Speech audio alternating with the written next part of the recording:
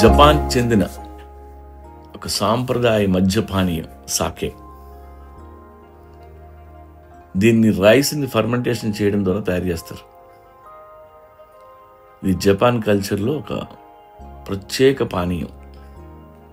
దీన్ని నిహోన్షు అని కూడా పిలుస్తారు, అంటే జపాన్ మద్యం అని అర్థం. సాకే ఒక ఆల్కహాలిక్ పానీయం. దీంట్లో ఆల్కహాల్ పర్సెంటేజ్ సాధారణంగా 15 to 20% మధ్య ఉంటుంది. ఇది బియ్యం, నీరు, ఈస్ట్ ఇంకా కోజీ అనే ఒక రకం ఫంగస్ ఉపయోగించి తయారు చేస్తారు. దీన్ని రైస్ వైన్ అని కూడా పిలుస్తారు. దీని తయారీ పద్ధతి బీరు తయారీకి దగ్గరగా ఉంటుంది, ఎందుకంటే ఇందులో బియ్యంలోని పిండి పదార్థాలు చక్కెరగా మారి ఆ తర్వాత ఆల్కహాల్గా ఫర్మెంట్ అవుతాయి.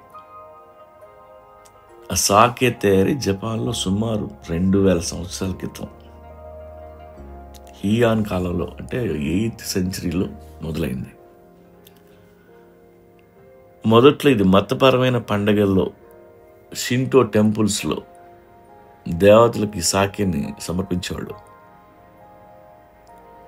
తర్వాత మెల్లగా జపాన్ సమాజంలో ఇది నార్మల్ ఆల్కహాల్గా మారిపోయింది. ఇందులో చాలా రకాలు ఉన్నాయి. ఆల్కహాల్ లేకుండా చేసిన స్వచ్ఛమైన సాకేని జున్మా అంటారు. బియ్యాన్ని ఎక్కువ పాలిష్ చేస్తే గింజో అని, వడకట్టకుండా ఇచ్చే సాకేని నిగోరి అని చాలా పేర్లు ఉన్నాయి. ఈ సాకేని చల్లగా తాగొచ్చు, వేడిగా కూడా తాగొచ్చు.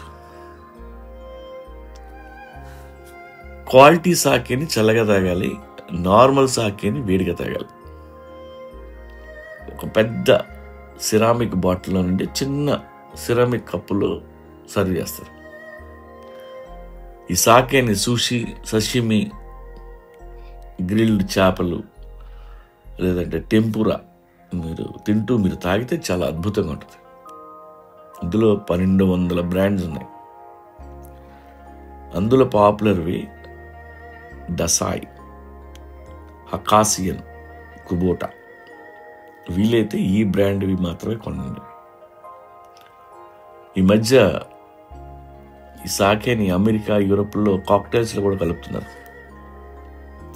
చాలామంది జపనీస్ రెస్టారెంట్కి వెళ్ళి ఫుడ్ ఆర్డర్ చేస్తారు, కానీ ఈ సాకేని మర్చిపోతారు.